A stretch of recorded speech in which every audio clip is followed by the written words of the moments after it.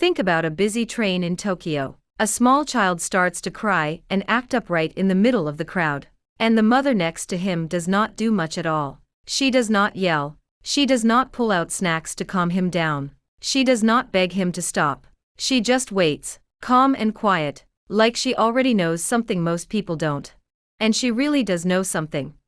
Japanese children are often seen as some of the calmest and most well-behaved kids in the world.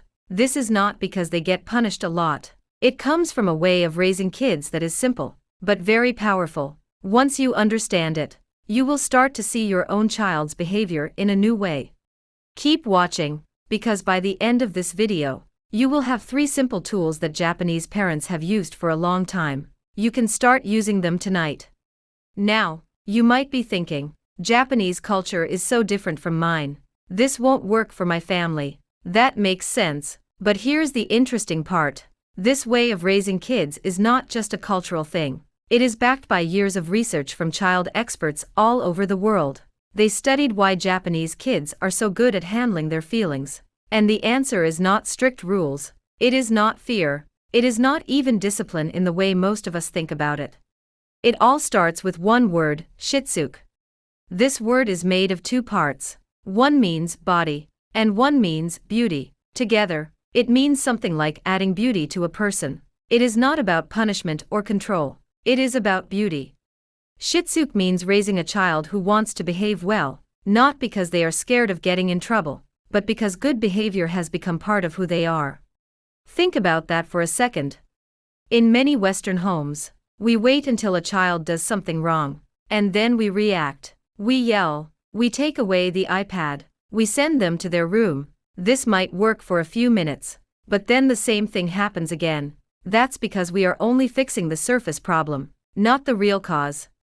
Japanese parents often do the opposite. They try to stop the problem before it starts, instead of dealing with it after. The way they do this is by asking one simple question every time their child misbehaves. What skill is my child still missing? Not how do I stop this, but what does my child not know how to do yet? This is because kids don't act out just to be difficult. They act out because they are missing a skill, like staying calm, being patient, or saying what they feel. These are not things kids are born knowing. They have to learn them. Once you stop just punishing bad behavior and start teaching the missing skill, everything starts to change. Let's go back to the mom on the train. Why didn't she rush in to stop her child? Because she was using something called Mimomoru. Mimomoru means watching closely while still protecting. It is the idea that kids grow stronger when adults don't jump in every single time something gets hard. In the West, we are taught to fix problems fast.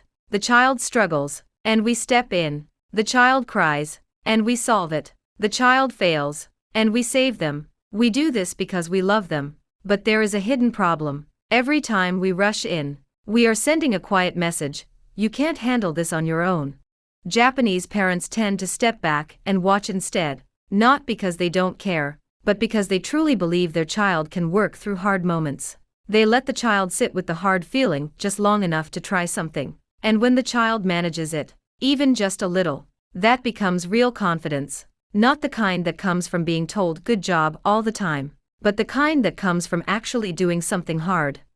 Experts call this good struggle, and it is one of the strongest signs that a child will grow up emotionally strong. So next time your child is upset or stuck, try not to jump in right away. Wait, watch, give them 10 seconds. You might be surprised by what they can do.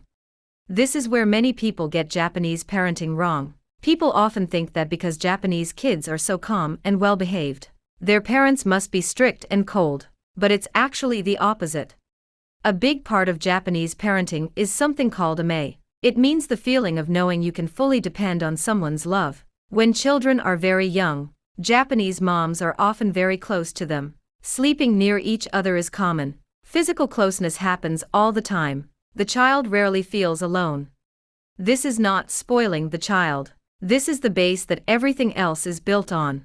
Brain science tells us that a child who feels safe and close to their parent grows a nervous system that is better at managing emotions. When a child knows deep down that love is not something they have to earn, they don't need to act out to get attention. They don't need to test limits to feel safe. That early closeness becomes the soil where self-control later grows. As the child gets older, more freedom is given slowly. More small jobs are added bit by bit, not because the parent pulls away, but because the child is ready for it. It's a simple order that works well: love and closeness first, rules and structure second, not the other way around. Here's something to think about before the last point. Have you ever noticed that Japanese kids clean their own classrooms every day? No janitor, no adult telling them to do it. They just do it. That is not random, and it's not really about being clean. It's about something much bigger. The third part of this way of parenting is this: doing something again and again shapes who you become. Starting at around age 4, Japanese kids are given small jobs every day, like setting the table, packing their own school bag, or cleaning up after lunch. This is not because parents need the help. It's because doing these small things every day, over and over, changes how a child sees themselves. They start to feel like someone who is capable, responsible, and helpful. And once a child believes that about themselves, it shapes their behavior more than any rule ever could. This might be why a lot of Western parenting struggles. We make rules, we give punishments, we give rewards, but we often forget to build the child's sense of who they are. Japanese parents don't usually just say, "Clean your room because I said so." Through small daily habits and by showing it themselves, the message becomes, "This is just who we are," and kids grow into that. So here is something simple you can try. Pick one small habit to start this week. It doesn't have to be big. Maybe your child sets the table before dinner. Maybe they pack their own bag before school. Maybe they say thank you before every meal. Do it every day, without pushing, without rewards. Just keep doing it. Just expect it. Just trust them. Try it for 3 weeks. Watch how your child starts to change.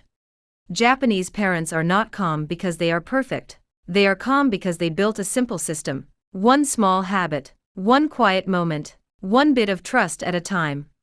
Shitsuke, Mimamoru, Ame.